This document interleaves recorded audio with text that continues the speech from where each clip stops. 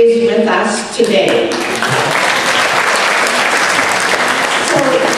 I am what I call a parents lifer, and I coordinate the Sholem Aleichem Parent Seniors Group here, and that's actually the role that brought me to the Jewish Seniors Alliance. So we wanted just to make sure that all of you have a good sense of what the JSA, Jewish Seniors Alliance, is all about.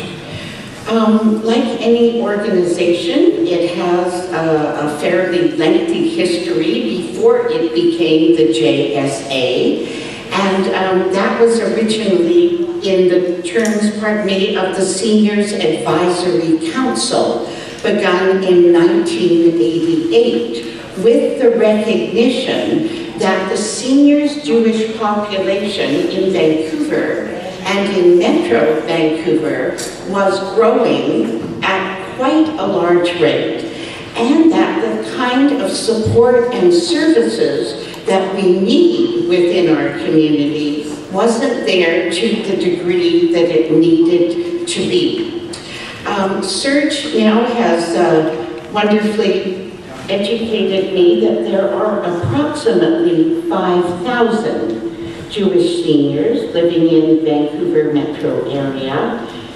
Of those 5,000, approximately 17% live in poverty situation. So the JSA has taken on a very multifaceted agenda that includes and highlights several things that we would like to mention. One of the primary functions is outreach in the community, ensuring that people know and understand what the JS is all about, and think about the JSA as a first resource to look for any kind of support that they might need. Education remains an absolutely fundamental goal, and many of you will have attended our empowerment series that happens every year, the fall symposium that happens every year, and of course our spring forum, which we are celebrating today. Along with this, lifelong learning is a great value of the JSA. And of course, that's why we're all here today as well. We want to be lifelong learners in terms of how we can have the possibly best quality of life as we go forward. Hugely recognized and respected in Vancouver and throughout the province is the peer support service that JSA offers. I was just thrilled to learn that over 80 persons have been trained in providing peer counseling, and this can be all the way to some phone calls on a daily or weekly basis to some seniors who may be a little more isolated or not have family here. It also can involve home visits, and as well a transportation service for seniors who may need support in getting to various appointments. Throughout all of these activities, the A word rings loud and clear. And I say the A word because you will know from your program that we've come to love alliteration. Today is titled Retired, Rewired, and then there's those F words, all good ones. The A word is all about advocacy.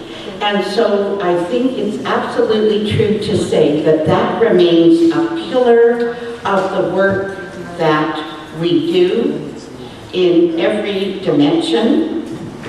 At the end of our session today, we will very much want your feedback on your evaluation forms, and Serge will be reminding you of that, because any ideas, suggestions, thoughts you have for us in terms of the advocacy and ongoing work we do, much, much appreciated. As Serge said, the future of our services is in the hands of volunteers. And that made me think of a quote, perhaps a number of you have already heard it. The reason that volunteers are not paid is not because they are worthless, rather because they are priceless. So, any volunteers who would like to come and be a part of our wonderful community and movement, we welcome you. Now time to transition to the wonderful Bev Cooper, who will share a little bit about herself with you, and then move on to begin our theme, Retirement Rewirement. Please welcome Bev Cooper.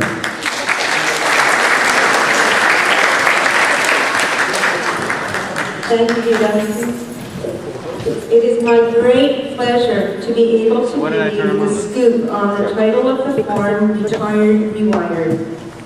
It was at my first committee meeting for the spring forum when my past intertwined with my present. The topic, navigating the future for all ages and stages, was already set. Suggestions were put forward to have some focus on retirement. Being new to the community, no one knew my past experience with what was being considered.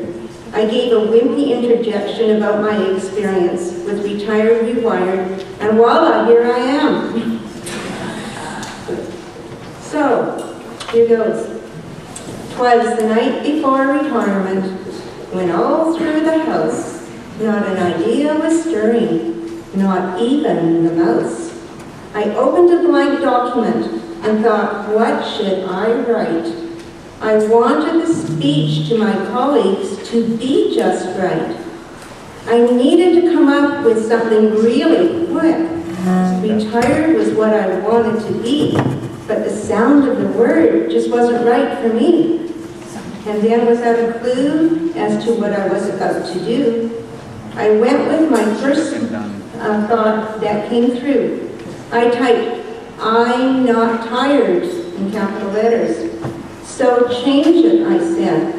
Then I bumped out the T in retired and put in a W instead.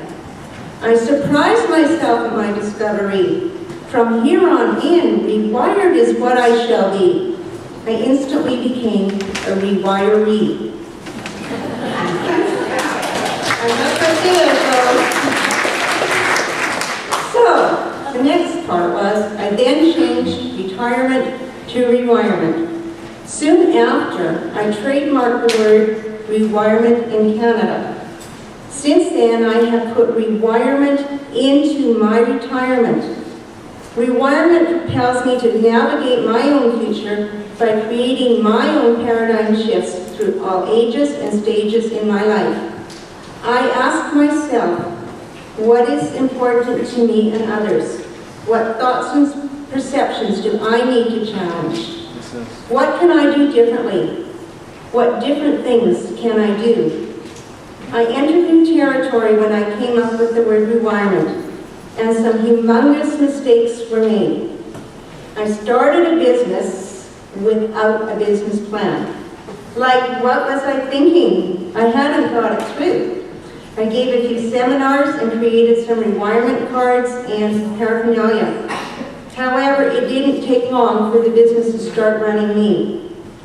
My reason for retiring was to be with my husband during his retirement years.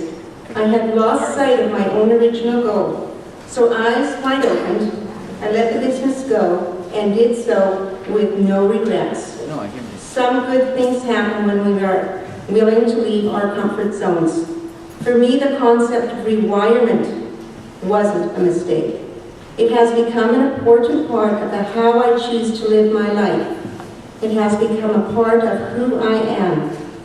Rewirement is my cue card to search for ways to ride the waves in difficult times. And during the more comfortable times, rewirement is my cue card to use the opportunity to seek out new challenges. Change is inherent in rewirement. Most of us here have experienced significant changes in our life, both wonderful and not so wonderful changes. Through desire or because of need, many of you have reinvented, redirected, or recharged your life. We have all encountered changes in work, finances, residence, perhaps language, health, relationships, independence, and activities. For me, rewirement creates the impetus to figure out how best to deal with these changes. And on closing, I wish that you will create many wonderful and enjoyable rewirements in your retirement. Thank you.